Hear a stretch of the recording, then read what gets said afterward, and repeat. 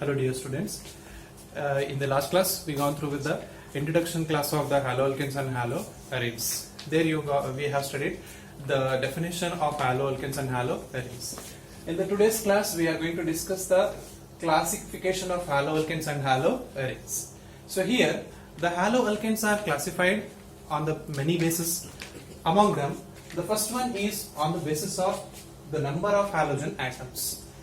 On the basis of the number of halogen atoms, if the one halogen atom is bonded to the aliphatic or aromatic hydrocarbon atom, then it will be considered as monohaloalkane.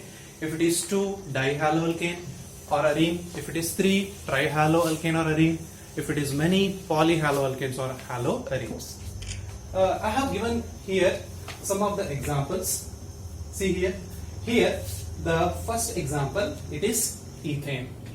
From this ethane, if I remove the one hydrogen atom and bond with the one halogen atom, then it will be considered as a monohaloalkane. Same ethane I have taken here. Here, if I remove the two hydrogen atom from the two different carbon atoms, you can remove from the same carbon atom also. But here, I removed with the two separate carbon atoms of ethane, one halogen atom. So here, the two halogen atoms are bonded to the same ethane with the two different carbon atoms. So then, therefore, this is the class of a dihaloalkanes we can see, where we are having the two halogen atoms. Similarly, the third example I have taken here, propane. You can take the only one carbon atom and remove the hydrogen atom to the same carbon atom, or three different carbon atoms. So I have removed each carbon atom from among the three carbon atom, each carbon atom is removed with the one hydrogen atom and bonded with the halogen. See here. So all these are removed with the each hydrogen atom from the every carbon atom. So therefore it is a trihaloalkane. And similarly from the benzene, if I removed one hydrogen atom and bonded with the only one halogen, therefore it is considered as a monohaloarene. Second, if I take the two hydrogen atoms with the two halogen atoms, then it will be considered as a dihaloarene. If three more than two, then it will be definitely polyhaloarene or polyhaloalkanes.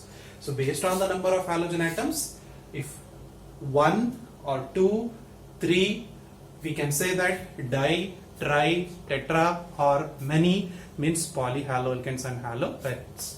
So monohalo compounds are further classified into two categories. That categories will be categorized on the basis of the nature of the carbon atom hybridization. So carbon atom hybridization you already studied in the first year chemical bonding chapter. There the carbon, if it is sp3 hybridized, means the carbon is bonded to the other carbon with a single bond. If it is sp2 hybridized, means double bonded with the other carbon atom. sp hybridized means triply bonded with the other carbon atom. So based on this hybridization, these halo compounds are further classified, monohalo compounds. Specifically, our syllabus is having the classification of monohalo compounds. So these monohalo compounds are further classified into two categories. That is, compounds containing sp3-CX bond and compounds containing sp2-CX bond. Here, the first classification of monohalo compound is compounds containing sp3-CX bond. Here, the halogen atom is bonded to the carbon which is containing sp3 hybridized. sp3 hybridized means which is the carbon atom which is bonded to the other carbon atom through the single covalent bond. So such type of the class of the compounds are further again subclassified into alkyl halides, allyl halides and benzyl halides. So here compounds containing sp3-CX bond where the halogen is bonded to the sp3 hybridized carbon atom, where the carbon is bonded to the single bond with the other carbon atom. The first one is alkyl halide. You already know that alkyl halide, alkyl means the removal of the one hydrogen atom from the alkane is considered as alkyl. For example, alkane general formula is CnH2n plus 2. If I remove the one hydrogen atom from the alkane, then it will be considered as alkyl. That is, its general formula will be going to change as CnH2n plus 1. The CnH2n plus 1 is nothing but alkyl. And instead of that hydrogen atom, if I attached only one halogen atom, then it will be considered as alkyl halide. You remember here, this alkyl halide name we are using in the nomenclature of the haloalkanes on the basis of common system or trivial system. Usually the organic compounds are named according to the two systems, common or trivial system. Another one is IUPAC system. This classification specifically we are using for nomenclature of the organic compounds, especially haloalkanes and haloarenes, on the basis of the common system nomenclature. So alkyl halide means the monohalogen derivative of alkane, where the only one halogen atom is bonded to the alkane by the replacement of one hydrogen atom. For example, as I given you in the yesterday class, methane.